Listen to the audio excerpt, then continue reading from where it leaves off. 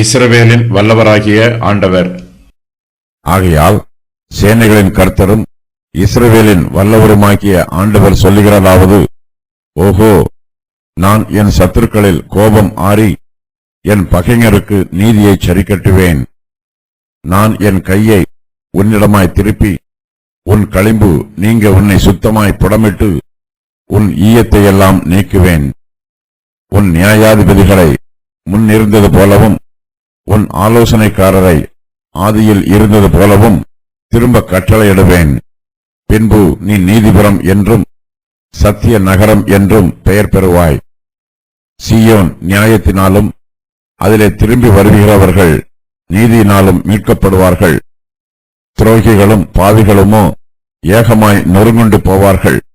கர்த்தரை விட்டு விலகுகிறவர்கள் நிர்மூலமாவார்கள். நீங்கள் விரும்பின கர்வாலி மரங்களின் நிமித்தம் வெட்கப்படுவீர்கள். நீங்கள் தெரிந்து கொண்ட தோப்புகளின் நிமித்தம் நாணமடைவீர்கள். இலை உதிர்ந்த கல்வாரி மரத்தைப் போலவும் தண்ணீர் இல்லாத தோப்பைப் போலவும் இருப்பீர்கள். பராக்கிரமசாலி சணற்கூலமும் அவன் கிரியை அக்கினி பொரியுமாகி இரண்டும் அவிப்பார் இல்லாமல் ஏகமாய் வெந்துபோம் என்று சொல்லுகிறார். வழக்காடுவோம் வாருங்கள் என்று கர்த்தர் இஸ்ரவேல் புத்திரரிடம் சொன்னார். இப்போதோ தேவனாகிய கர்த்தர் தம்முடைய தீர்ப்பை அவர்களுக்கு வெளிப்படுத்துகிறார். கர்த்தர் தம்மை பற்றி சொல்லும்போது சேனைகளின் கர்த்தரும் இஸ்ரவேலின் வல்லவருமாகிய ஆண்டவர் என்று சொல்லுகிறார். கர்த்தர் சர்வ வல்லமை உள்ளவர். அவரால் கூடாத காரியம் ஒன்றுமே இல்லை. நான் என் சத்துருக்களில் கோபம் ஆறி என் பகைஞருக்கு நீதியை சரிக்கட்டுவேன் என்று கர்த்தர் சொல்லுகிறார். கர்த்தர் தம்முடைய கோபத்தை ஆற்றுவதற்கு காலத்தையும் வழியையும் கண்டுபிடிக்கிறார். கர்த்தர் நம்மை தம்முடைய சாயலாக சிருஷ்டித்திருக்கிறார். அவர் இஸ்ரவேலின் பரிசுத்தர். நாம் கர்த்தருடைய பரிசுத்தமான சாயலுக்கு ஒப்பாய் மாற வேண்டும். இல்லை என்றால் இஸ்ரவேலின் பரிசுத்தராய் இருக்கிற கர்த்தர் இஸ்ரவேலின் வல்லவருமாகிய ஆண்டவராய் இருப்பதை நாம் சந்திக்க வேண்டியது வரும். வல்லவர் வல்லமையான காரியங்களை செய்வார். கர்த்தருடைய கிருபையை நாம் போக்கடித்து விட்டால் அவருடைய நீதியை நாம் சந்திக்க வேண்டியது வரும். சபை வெள்ளியைப் போல் சுத்தமாய் இருக்க வேண்டும். ஆனால் அதில் களிம்பு ஏராளமாய் இருக்கிறது. வெள்ளியில் களிம்பு இருந்தால் அதை நாம் வெளியே தூக்கி எரிந்து விடுவதில்லை. அதை சுத்தமாய் புடமிட வேண்டும். அதில் கலந்திருக்கிற ஈயத்தை எல்லாம் நீக்கிவிட வேண்டும். நம்மிடத்தில் காணப்படுகிற துர்க்குணங்களும் பாவ சுபாவங்களும் நம்மை விட்டு நீங்க வேண்டும். கர்த்தர் நம்மை புடமிடுவதற்கு ஒப்புக் கொடுக்க வேண்டும். அப்போது கர்த்தர் தம்முடைய கையை நம்மிடமாக திருப்பி நம்மை புடமிட்டு சுத்திகரிப்பார். கர்த்தர் நம்மை தம்முடைய கைகளினால் உருவாக்கியது போல இப்போது நம்மை மறுபடியும் சுத்திகரித்து உருவாக்குவார். நம்மிடத்தில் உள்ள அசுத்தங்களை எல்லாம் நீக்கி போடுவார். கர்த்தர் நம்மை சுத்திகரிக்கும் போது அவர் வாக்கு பண்ணி இருக்கிற ஆசீர்வாதங்கள் எல்லாம் நமக்கு திரும்பவும் கொடுக்கப்படும். முரடரும் திருடரின் தோழருமாய் இருந்த பிரபுக்களை கர்த்தர் நீக்கி போடுவார்.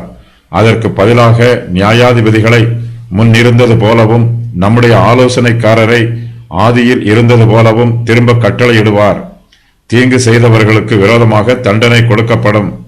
எருசலேம் நகரம் ஆதியிலே நியாயத்தால் நிறைந்திருந்தது. அதில் நீதி குடிகொண்டிருந்தது. அதன் பின்பு அதன் குடிகளும் பிரபுக்களும் கொலை பாதகர்கள் ஆனார்கள். கர்த்தரோ எருசலேம் நகரத்தை புடமிட்டு சுத்திகரிக்கிறார். மறுபடியும் எருசலேம் நகரத்தில் நீதியையும் நியாயத்தையும் குடிகொண்டிருக்கச் செய்கிறார். நியாயாதிபதிகளும் ஆலோசனைக்காரரும் தேவனுடைய நகரத்தில் நீதியை நிலைநிறுத்துகிறார்கள்.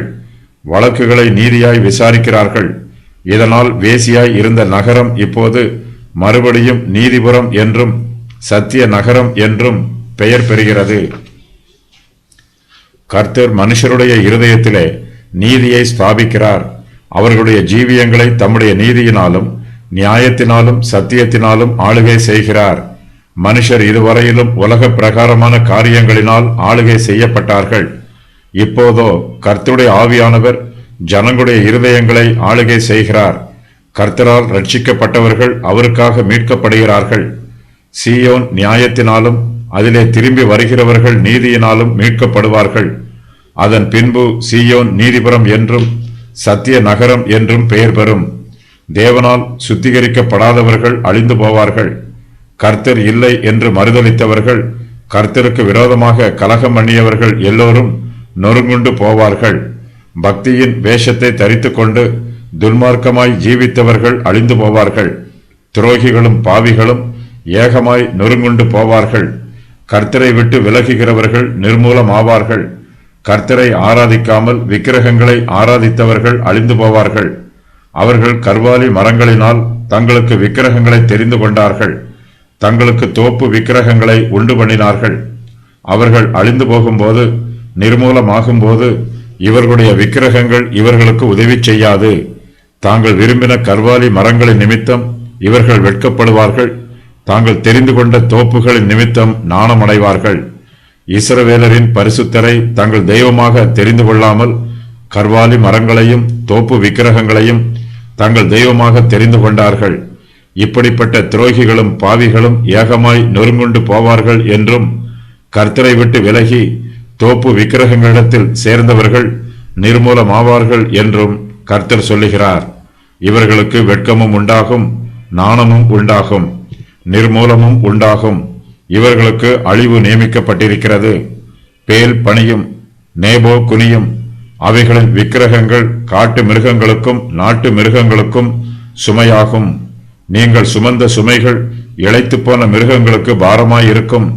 அவைகள் ஏகமாய் குனிந்து பணியும். சுமைகளை அவைகள் தப்புவிக்க மாட்டாது. அளவைகள் தாமே சிறைப்பட்டு போகும். ஏசாயா 46:1-2.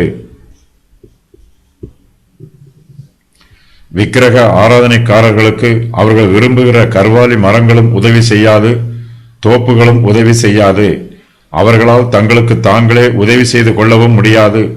அவர்கள் பராக்கிரமசாலிகளாக இருந்தாலும் சணற்கூலத்தைப் போல் ஆவார்கள். அவை ஒடிந்து போகும். சணற்கூலம் பலனற்றது, எளிதில் தீப்பற்றி எரியக்கூடியது. பராக்கிரமசாலிகளின் கிரியைகள் அக்கினி பொறியைப் போல் ஆகிவிடும். விக்கிரகங்களை ஆராதிக்கிறவர்கள் தாங்கள் விரும்பின கர்வாலி மரத்தைப் போல இருப்பார்கள். அது இலை உதிர்ந்த கல்வாரி மரம். அவர்கள் தோப்பை தெரிந்து கொண்டார்கள். அந்த தோப்போ தண்ணீர் இல்லாத தோப்பு. விக்கிரக ஆராதனைக்காரர்கள் ஜீவ தண்ணீர் கிடைக்காமல் தண்ணீர் இல்லாத தோப்பை போல இருப்பார்கள்.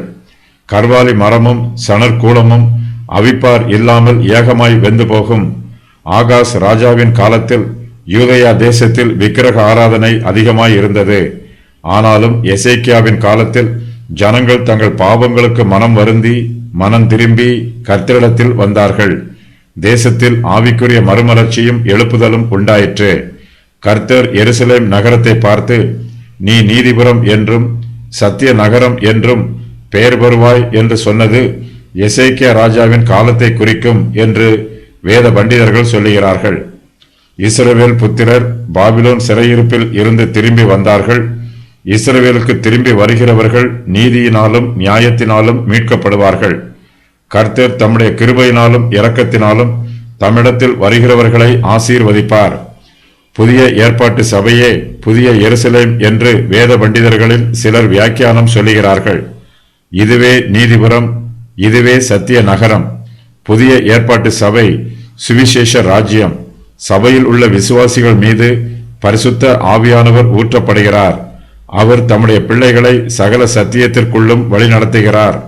உன் களிம்பு நீங்க உன்னை சுத்தமாய் புடமிட்டு உன் ஈயத்தை எல்லாம் நீக்குவேன் என்னும் வாக்கியம் இயேசு கிறிஸ்துவின் 2ஆம் வருகையின் போது நிறைவேறும் என்று வேத பண்டிதர்களில் பலர் வியாக்கியானம் சொல்லுகிறார்கள். அப்போது கர்த்தருடைய பிள்ளைகள் அவரோடு கூட எடுத்துக்கொள்ளப்படுவார்கள். இஸ்ரவேலின் வல்லவர் என்னும் வாக்கியம் ஏசாயா தீர்க்கதரிசியின் புஸ்தகத்தில் மட்டுமே காணப்படுகிறது. இந்த வாக்கியம் தவிர இந்த புஸ்தகத்தில் யாக்கோபின் வல்லவர் என்னும் வாக்கியமும் காணப்படுகிறது. ஓஹோ என்னும் வார்த்தை கர்த்தர் தாம் செய்ய வேண்டும் என்று தீர்மானித்திருக்கிற காரியத்தில் உறுதியாய் இருக்கிறார் என்பதை வலியுறுத்தும் வார்த்தையாகும். நிறைவேற வேண்டிய முன் அறிவிப்புகள். நான் என் சத்துருக்களில் கோபம் ஆறுவேன். என் பகைஞருக்கு நீதியை சரிக்கட்டுவேன். நான் என் கையை உன்னிடமாய் திருப்புவேன். உன் களிம்பு நீங்க உன்னை சுத்தமாய் புடமிடுவேன். உன் ஈயத்தை எல்லாம் நீக்குவேன். உன் நியாயாதிபதிகளை முன்னிருந்தது போல திரும்ப கட்டளையிடுவேன். உன் ஆலோசனைக்காரரை ஆதியில் இருந்தது போலவும் திரும்ப கட்டளையிடுவேன். நீ நீதிபுரம் என்றும் சத்திய நகரம் என்றும் பெயர் பெறுவாய். சீயோன் நியாயத்தினால் மீட்கப்படும். அதிலே திரும்பி வருகிறவர்கள் நீதியினால் மீட்கப்படுவார்கள். துரோகிகளும் பாவிகளுமோ ஏகமாய் நொறுங்குண்டு போவார்கள். கர்த்தரை விட்டு விலகுகிறவர்கள் நிர்மூலமாவார்கள். நீங்கள் விரும்பின கர்வாலி மரங்களின் நிமித்தம் வெட்கப்படுவீர்கள்.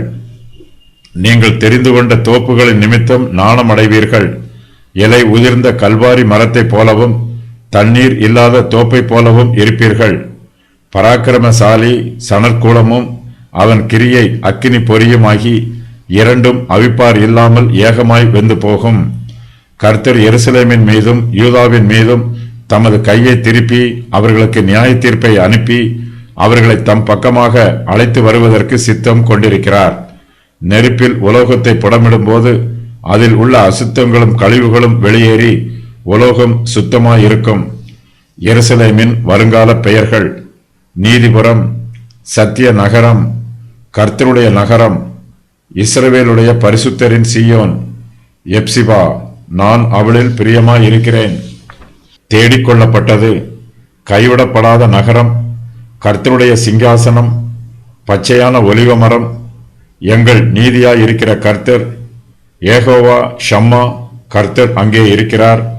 சத்திய நகரம், சேனைகளுடைய கர்த்தரின் பர்வதம், பரிசுத்த பர்வதம். இந்த பெயர்களில் எதுவும் எருசலேமுக்கு இப்பொழுதோ அல்லது இதற்கு முன்போ கொடுக்கப்படவில்லை. இயேசு கிறிஸ்து எருசலேமில் நித்தியமாக ஆட்சி புரியும் போது இந்த பெயர்கள் எல்லாம் அந்த நகரத்திற்கு கொடுக்கப்படும். ஒரு காலத்தில் எருசலேம் உண்மையுள்ள நகரமாக இருந்தது. அதன் பின்பு அது வேசியாயிற்று. எருசலேம் மறுபடியும் மீட்கப்பட்ட பின்பு அது நீதிபுரம் என்றும் சத்திய நகரம் என்றும் பெயர் பெறும். கர்த்தர் இந்த பூமியில் நித்தியமாக ஆளுகை செய்யும் போது அவர் சீயோனை தமது தலைநகரமாக்குவார். இந்த சம்பவம் இயேசு கிறிஸ்துவின் இரண்டாம் வருகையின் போது நடைபெறும். மீட்கப்படுவதற்கு முன்பாக நியாய தீர்ப்பு. துரோகிகளும் பாவிகளுமோ ஏகமாய் நொறுங்குண்டு போவார்கள்.